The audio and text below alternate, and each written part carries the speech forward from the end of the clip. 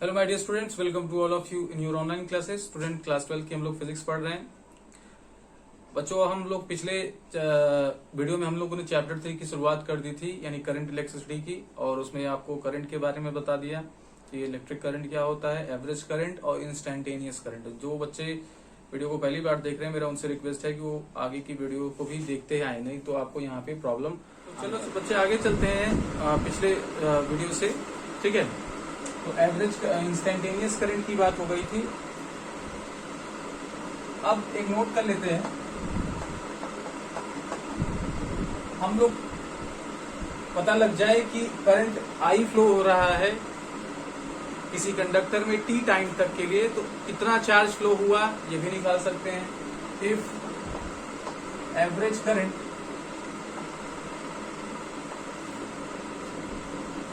I is flowing through the conductor,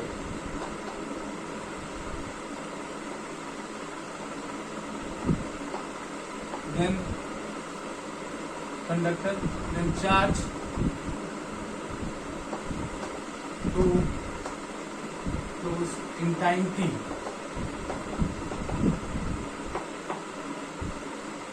Q is equal to होने वाला है I into T.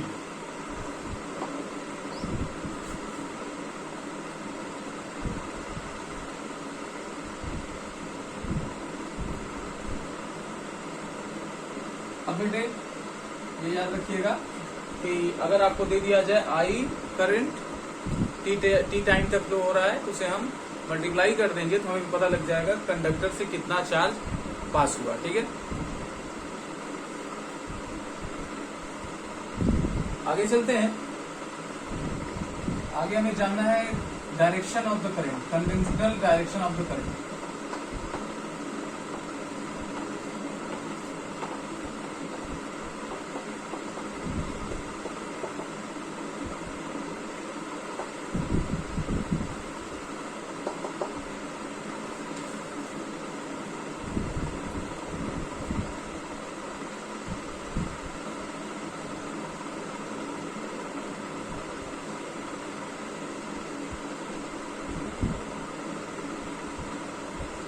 ठीक है बेटे, तो डायरेक्शन ऑफ द करंट क्या होती है? Conventional direction of the current या traditional direction of the current.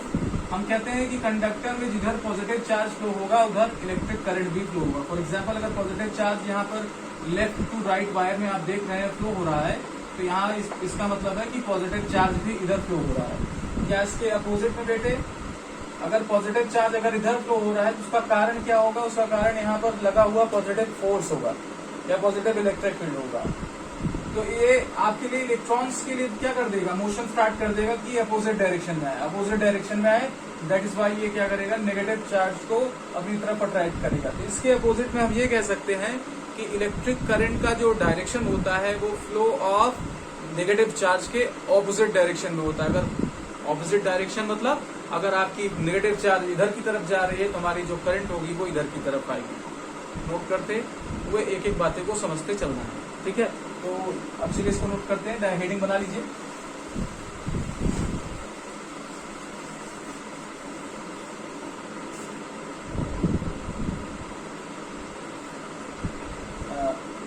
The conventional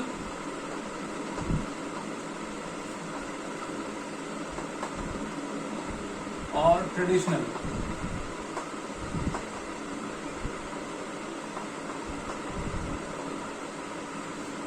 direction of electric current is in the direction of flow of positive charge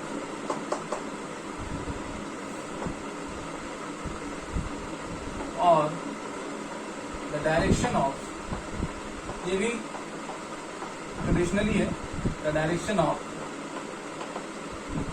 electric current is opposite to the flow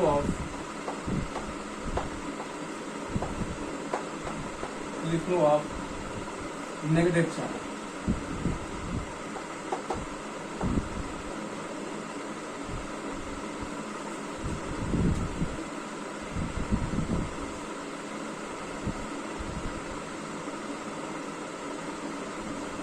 properly note करेंगे, जहां कहीं problem होगी आप अपने comment section में बताते चलेंगे बच्चों कि हमें सर ये समस्या आ रही है, और हम आपकी प्रॉब्लम्स को एक एक करके दूर करते हुए आगे बढ़ेंगे।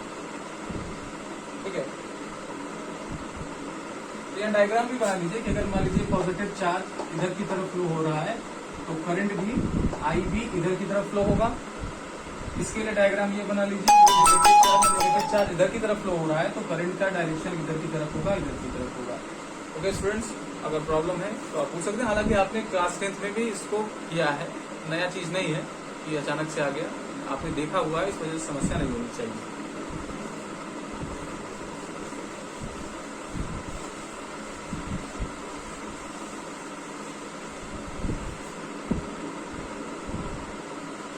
अब बात आती है कितने टाइप की करंट होती है, टाइप्स ऑफ करंट। मैं बच्चे आपसे एक बात बोलूंगा कि आप बेवजह दूसरे के चैनल्स पर मत टहलिए। आप अपने जो टीचर्स पढ़ा रहे हैं, जिनका आपको समझ में आ रहा है, वही रहिए, वही चैनल पे देखिए। यूट्यूब पे तमाम चैनल चल रहे हैं, मैं ये नहीं कह रहा हूँ कोई खराब पढ़ा रहा है, लेकिन आपके 25 मिनट की वीडियो में आपका 4 या 5 मिनट का आउटपुट होता है। नहीं तो वो पहले चैनल का प्रमोशन करेंगे कि ये कर लो, वो कर लो, फिर उसके बाद कहेंगे कि नहीं आप मेरा ये कोड इस्तेमाल कर लो तो आपको इतना % छूट मिल जाएगा। फिर उसके बाद है ना गाइस, है दुनिया है guys guys guys. Output 25 minute में आपको मिला कितना, 4 मिनट का, और आपने बहुत अच्छा लगा सर, बहुत अच्छा बढ़ा रहा है। यहाँ पर टू द पॉइंट सिर्फ वही बातें जो आपको सिर्फ एजुकेशन से रिलेटेड है वही बताई जा रही है। तो सिर्फ आप अपने टाइम को बचाइए, अपने डेटा को बचाइए, और अपने चैनल्स पे अपने जो आपके टीचर्स पढ़ा रहे हैं उनके यूट्यूब वीडियोस को देखिए, नोट्स बनाइए, और वो आपको तत्पर हैं आपके क्वेश्चन के आंसर देने के लिए, अवेलेबल है।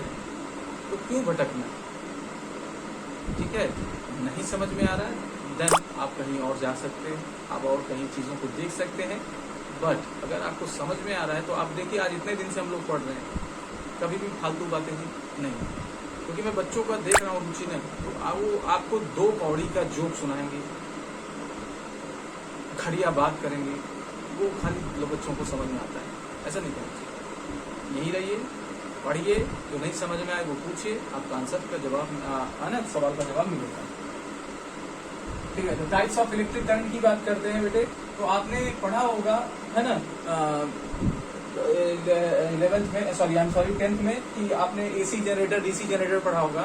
उसमें भी आपको बताया गया होगा करंट 2 टाइप की होती है, एक अल्टरनेटिंग करंट होती है, एक डायरेक्ट करंट होती है ना। तो यहाँ पे भी उसी तरीके की बात है।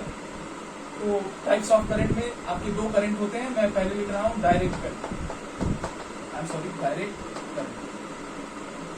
डायरेक्ट करंट DC,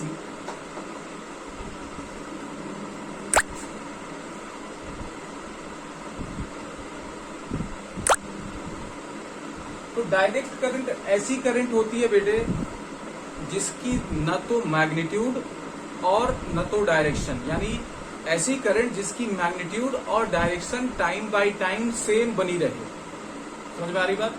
ऐसा करंट जिसकी न तो मैग्नीट्यूड चेंज हो और न तो डायरेक्शन चेंज हो, ऐसे करंट को हम डायरेक्ट करंट बोलते हैं। ठीक है, ऐसे करंट को हम डायरेक्ट करंट बोलते हैं। If direction and magnitude, if the direction and magnitude of an electric current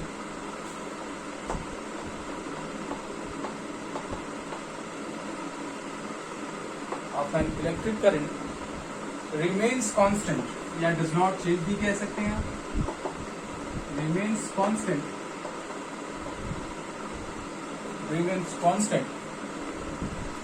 with time या with respect to time, with time, then such electric current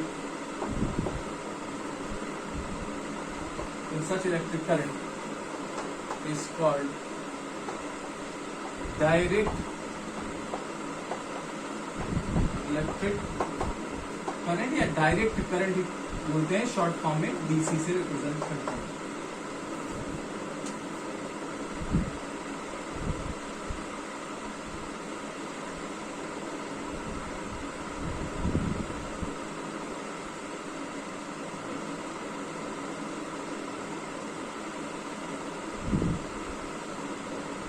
ठीक है, अब बात आती है कि ये कहाँ से प्राप्त होते हैं, यानी डीसी करंट प्रोवाइड कराने वाले क्या है सोर्सेज होते हैं। तो आपकी बैटरी है, सेल है, सोलर सेल है, ये ऐसी डिवाइसेस हैं जो डायरेक्ट करंट को प्रोवाइड कराती हैं। तो इसको जरा नीचे लिख लीजिएगा तो थोड़ा अच्छा रहेगा। डायरेक्ट करंट इज ऑब्टेन्ड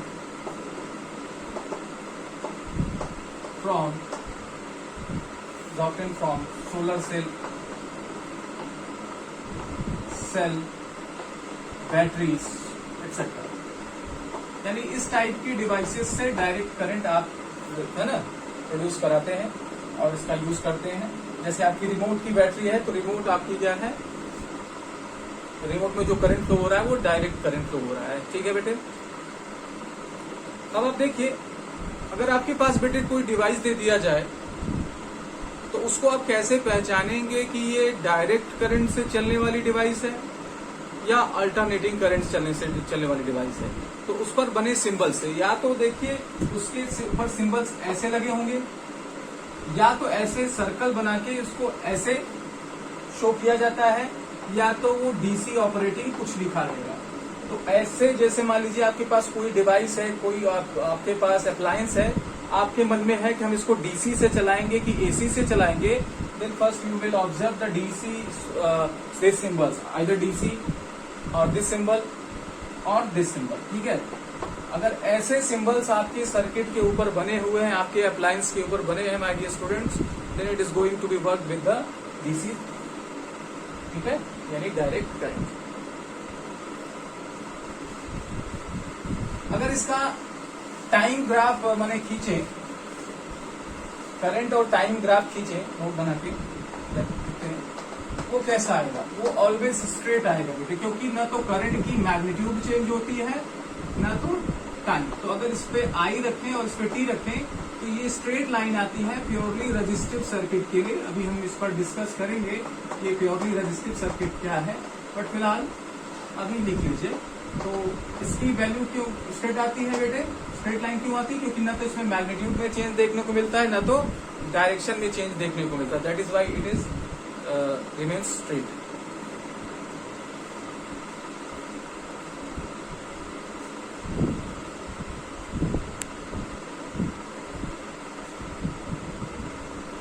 आइए चलते हैं करंट के दूसरे टाइप को। करंट का दूसरा टाइप है अल्टरनेटिंग करंट। इसका एक चैप्टर भी है आप में, तो वहां पर इसके बारे में डिटेल में पढ़ेंगे। फिलहाल बस इसके थोड़ी सी बात कर लिया जाए ताकि हमें समझ में आ जाए कि ये किस तरीके का ग्राफ या किस तरीके का बिहेवियर शो करता है। अल्टरनेटिंग करंट ब्रैकेट पे एसी मेंस घर में हमारे आती है, उसमें ये करंट आती है। तो अल्टरनेटिंग करंट क्या होता है बेटे, ऐसी करंट जिसकी मैग्नीट्यूड और डायरेक्शन दोनों बदलती है, कंटिन्यूअसली बदलती है। बात समझिए, ऐसी करंट जिसकी मैग्नीट्यूड और डायरेक्शन दोनों बदलती है और आफ्टर सम टाइम या after a fixed time interval, एक निश्चित समय अंतराल के बाद इट रिपीट्स द वैल्यूज, फिर अपनी ये वैल्यूज को क्या करता है, रिपीट करता है। जैसे आप देखिए इसका ग्राफ देखेंगे तो बेटर समझ में आएगा कि ये करंट वर्सेस टाइम ग्राफ है हमारे अल्टरनेटिंग करंट के लिए।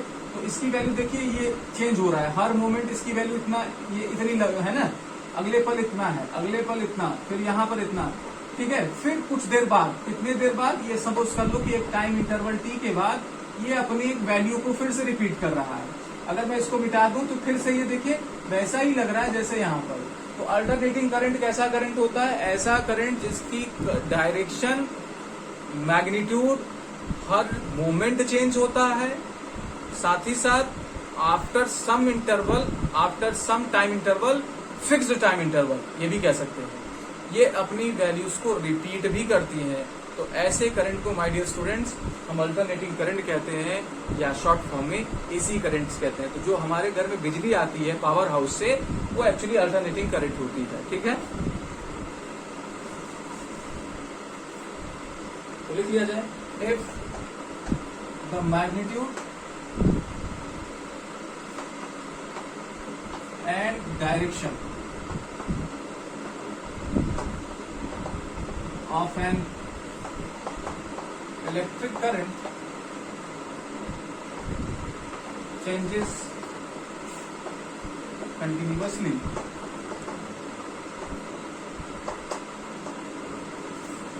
with respect to time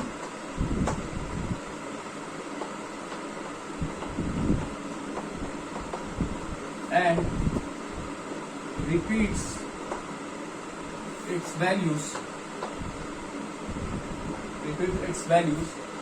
in a certain time interval.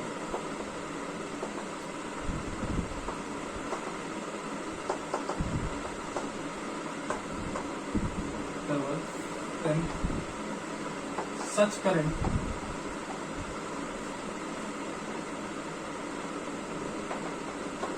is called alternating current.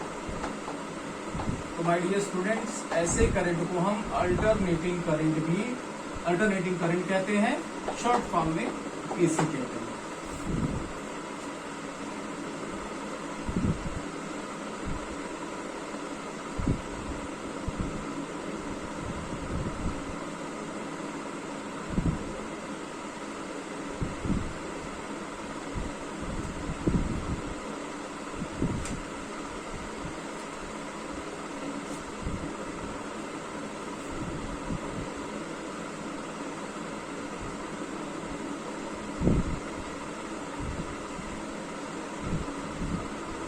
ठीक है, आई होप आप इस बातों को समझ चुके होंगे। आप इसका ग्राफ देखते हैं और सोर्स बताते हैं, साथ ही साथ कैसे सर्किट्स हम पहचानेंगे इसको भी देखना है।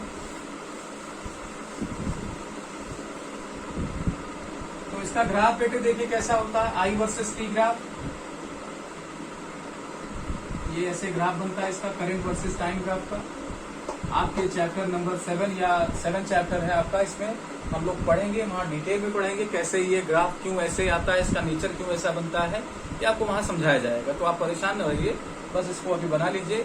ठीक है, अच्छा नेक्स्ट, इसमें सोर्सेस कैसे होती हैं, किस सोर्सेस को अचीव किया जा सकता है। तो इसके सोर्स बेटे आपके होते हैं, मतलब अल्टरनेटिंग करंट किससे प्राप्त किया जा सकता है, एसी जनरेटर से, जो है ना फैराडेज लॉ पे वर्क करता है, आपने क्लास 10 में पढ़ी होगी। फिर आपके घर में बिजली जो आती है एसी मेन्स के नाम से उसे बोलते हैं, एसी मेन्स एक्सेट्रा। तो ये सारे सोर्सेज हैं जिससे हम अल्टरनेटिंग करंट को प्राप्त करते हैं। ठीक है, now the symbols related to the AC generators. AC उसी तरीके से बात करेंगे बेटे कि हम किस सर्किट को एसी करंट से जोड़ेंगे। तो देखिए, या तो उस पर कुछ इस तरीके का डायग्राम बना होगा, वेव फॉर्म बना होगा। अगर किसी सर्किट पर ऐसा वेव फॉर्म बना है तो वो क्या रिप्रेजेंट कर रहा है, it represent that it should be connected with the alternating current source. Okay, और they mention AC, otherwise 220 mains लिखा रहता है। ठीक है, मेन्स, तो मेन्स भी एसी मेन्स का बोलते हैं, एसी मेन्स बोलते हैं, या उसका कुछ फ्रीक्वेंसी 50 to 60 हर्ट्ज इस टाइप का वैल्यू लिखा रहेगा। तो ये 3-4 वैल्यूज में कोई एक वैल्यू लिखा रहेगा, या तीनों चारों ये लिखे एक साथ रहेंगे।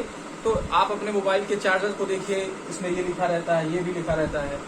तो ये सारी चीजें इंडिकेट करती हैं कि हम इसको एसी सोर्स में, किस सोर्स में कनेक्ट करेंगे, दैट मीन्स एसी सोर्स में कनेक्ट करेंगे। ठीक है, आई होप आपको ये बात समझ में आएगी। इसको नोट कर लीजिए।